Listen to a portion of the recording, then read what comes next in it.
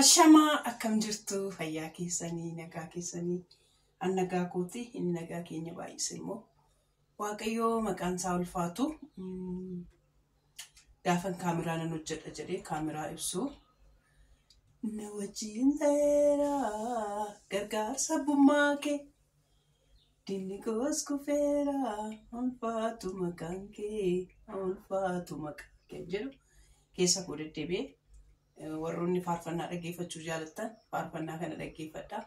Ganama keessaa sa'aatii tokkodha biddeenan toshaa jira.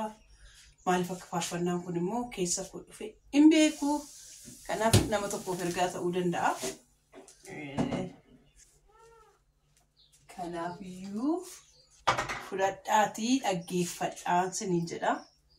Biddeenis toshaan jira koottaa biddeen ho'aa namni yaaddanii koottaa ta'u biddeen. Nyaadhaan siniin jedha kottaati nyaadha kuna biddeen ho'aa biddeen nyaadha. Yeroo tokko bagan Itoophiyaa keessa jiraadhee bagan Itoophiyaa keessatti jiraadhee nama jechisiisa jechuudha. Biyya keessa jiraachuun yeroo tokko barbaachisaadha. Maaliif jettee haadha eebbaadoo jettanii sila biyya mirgi dubartootaa fi mirgi ijoolleetti kabajamu odoo jiraate abbaa kakuu kushaas fayyoonis akkasitti naasa'anii turanii hin siniin jedha. Odoo biyya shamarranii fi daa'immanitti kabajamanii jiraate tokkoon isaanii cicciidhaan jiraatu turanii silaa siniin jedha. Keessattuu baga Jarmaniin ta'e sila halkan tokkotti dhufanii qabbi godhanii godhanii sinirraa fudhatu turanii akka carraa ta'ee garuu maal gochuu danda'a ari'aan jiraattan biyya keessadha biyya Itoophiyaadha. Kanaaf jettaniiti amma hin baay'iftani jechuudha. Amma baay'ee baay'iftan. Baay'umaa namaa sinirraa fokkisaa dhufe dhugaa rabbi jechuun sinirraa fokkisaa dhufe maali kun jechuun dhukkuba seetanii dhala dhabar dhalammoo akka dhukkubaatti ilaaltan bar jechuun amma fe'e diraamas ta'u amma fe'e wannoos ta'u maali kun amma kana an ta'u hin jiru yoo ta'u baate waliin haasa'aniiti atis yoo isaaf liqinfamuu baate mucaa gar tokkotti oofu malee amma kanatti namaa dhugaa rabbii keessa bahee harka akkanatti jedhanu ilaalumti isaa jechuudha. Ilaalumti viidiyoochi yaayyuu yeroo tokko araaramaniiru laata maalirra ga'aniiru laata isa jettanii annoo siniin jedha malee. Akka carraa ta'ee gaaf tokko garuu dhaqee manaa dhabeeyani jechuun mana jiranii turanii deemeen ture dhaqee barri isaanii tumee dadhabeen gara mana kootitti deebi'e jechuudha.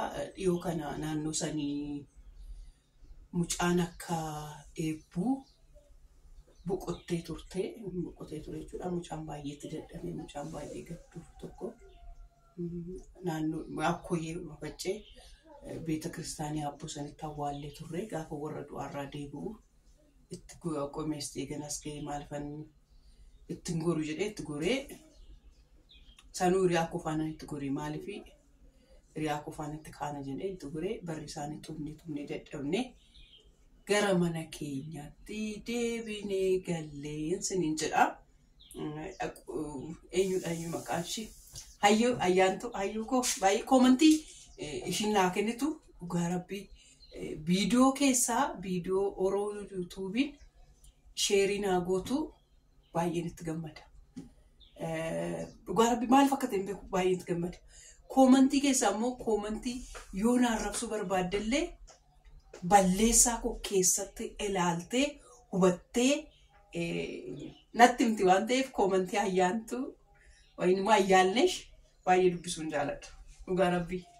Ayyaannesh viidiyoo isa kanatti dheengaddaa jaantute achitti oo dandeesse dhaqii olitti haraarsii yoo dadhabde immoo viidiyochuma isaa hojjechuu dhiisinaan jettee turte nan dhiisa jedheen ijoollee yeroo tokko nan haara akkuma qubna garumaa nan haara maaliif qubna garaa haara isinitti fakkaate dhalli nu bira jiru dhala akkamii akka nu bira jiru hin beekna waan ta'eef akkamitti akka kunuunsuu qabnu hin beekna waan ta'eef lammaffaa immoo jaalala malee guddachuun abbaa dhama abbaa oduun argii ooluun buluun akkam akka ta'e nan beeka amma garuu jechuudha kanaaf jedheen jechuudha ani waa'ee kana isma dhukkubsate jechuu waan tokko maal hubachuu qabdu seetan daawwattoota koo waan hundumtuu bakka isin keessa jirtanii tokko hojjetamu bakka san dhukkubsan keessatti dhaxxanii tof ilaaltu viidiyoon tokko seenaa keessan fakkaatee an hojjetamu hin jiraattu amma fakkeenyaa fi mucaa viidiyoo afaan Amaariffaatiin ijoollee amma buruukee fi indamiikii jedhanii tosaaqqatan viidiyoo mucaan sun engadda maxxansee seenaa mataa kootii odoorraan hir'isin odoorraan dabalin qucci godhee hojjete dhugaa rabbii bakka odoorraan hir'isin odoorra bakka aanatu barreesseetu itti kenne immoo amma jedhee of gaafadhutti jechuudha kanaaf kanaafanii waa'ee abbaa biddeenaa waan an dhandhamee sirriitti beekuuf kanaafan sirriitti silaalaa kanaafan irrattis deddeebi'eetu hojjetaa jira siniin jedha malee irratti hojjechuu barbaadan jiru jechuudha garuu amma fayyoonni baay'ifteerni siniin jedhu lachaan sadan ijoollee isheeti meetiinis kakushaanis naafroobis isaan kun sadanuu ijoollee isheeti ijoollee ishee amma ta'anitti yoo barbaadde ijoollee sadanuu amma jechuudha akkuma seera biyya Itoophiyaattis akkuma seera biyya eessattiyyuu ijoolleen amma filachuu hin dandeenye taadhuma faana turuu dandeessi jechuudha maaliif mirgi isaanii mirga haadha faana turuuti malee mirga abbaa faana turuu nun jedhu garuu ijoolleen xiqqoo ishee afaan baasanii eenyu filattaa eenyu faana jiraachuu barbaadda jechuudhaaf xiqqoo kakushaanis itti hafaa wannoon immoo ciraadhuma isaayyuu ganaadhaan beektu waan ta'eef jechuudha kanadha isa dhumaa immoo ani isiniin jechuu barbaadu isa dhumaa jechuudha dhugaa sirriitti dhaggeeffadha yeroo tokko nama qorra jedhanii qoramuun isin jira dubartii takkadha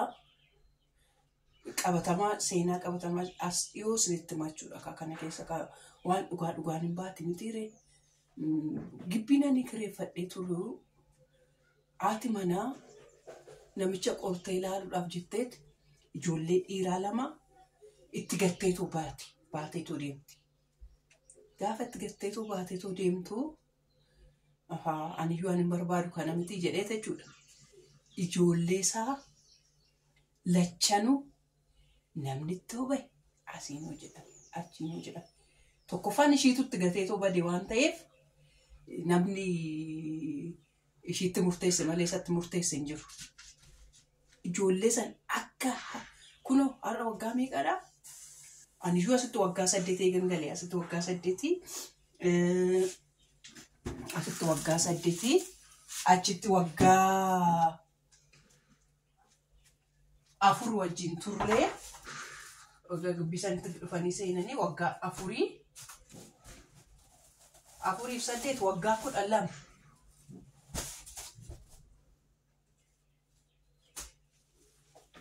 waggaa 12 guutuusaa maal godhe waggaa 12 guutuusaa ofiisaa guddifate itti fidu jedhee jechuudha mucaan waggaa 12 isaa fixatee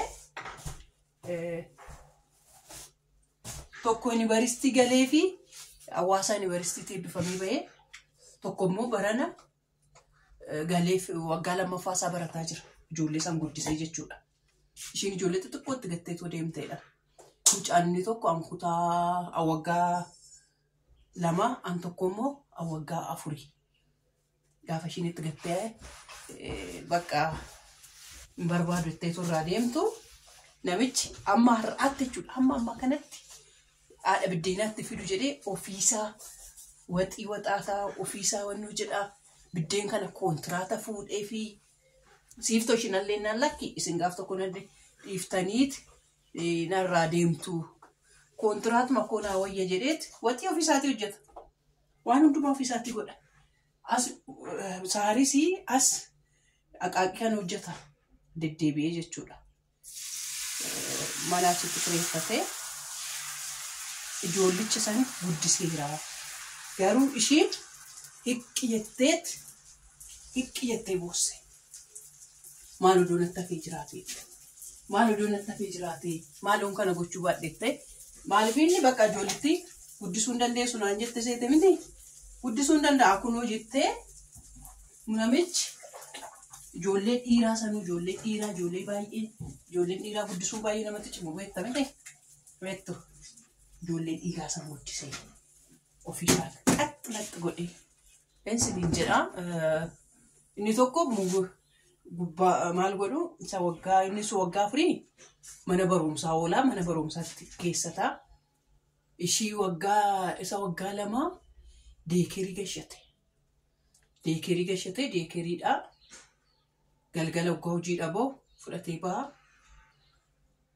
ganama waggaa hojii deemu kennee deema maqaa guddifatee maal jedhee seenaan akkasiis hin jira yaa fayyoo koo yeroo tokko waan tokko sirreessa jedhanii waan tokko immoo miidhamuun hin jira yeroo meeqatti galliseetan jaarsummaatti seennee dubartittiidhaan olitti akka isaan deebi'anii araaramanii maal akka jedhaniina namichi bakka hindidee hiiko jedhe namni ittiin baan hin jiru jaarsi ittiin baan hin jiru maatiinsaa bakka maal gooti hoggaa dhufteet mucaasa dhumaa ilaaluu barbaaddii dallaadhaan alatti mucaan hin baayoo taanii xiqqattee boossetoo ilaaltetoo deemte jechuudha.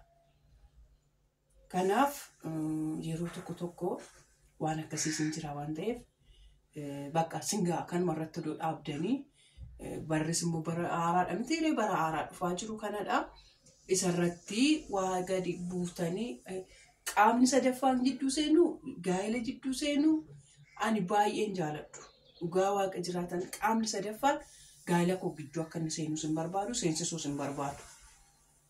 Kanaaf ofuma keessanii waliin haasooftanii waliin fixxanii araara buuftanii dhuguma siniin jedha odoo Itoophiyaa odoo wannoo ta'uu baate miidiyaa irratti akkasuma hojjetan gaaf godhantanis akkasiin harkaa fudhatamu. Innaa kanaaf odoo asuma irratti waan tokko gootanii xumurtanii har'a maal irratti akka inni xumuramu xumura isaa inni ilaalla. Jiraanii itti dhufamu maal godha? Waan isaa fiilmii moo diraamaa waan ta'e natti fakkaataa jira dhugaa rabbii. Akkas ta'aa jira miti ijoo. Akka diraamaa wayiitti ta'e akka diraamaa wayii natti fakkaataa jiran akka diraamaa misaalee akkasii godhaa irratti fayyoon daraasii fiisicha daraasiinis fayyoodha daariktarris fayyoodha. Garuu bakka tokkotti iskiriiptii irra cecceesu tokko sirreeffadhu siin jira irraa. Iskiriiptii irra cecceeffadha sirreeffadhu siin jennaa dhugaa rabbii nagaan noof oolaa ani booda ibsu jalqabaanne dubbitu waan ta'eef chawu.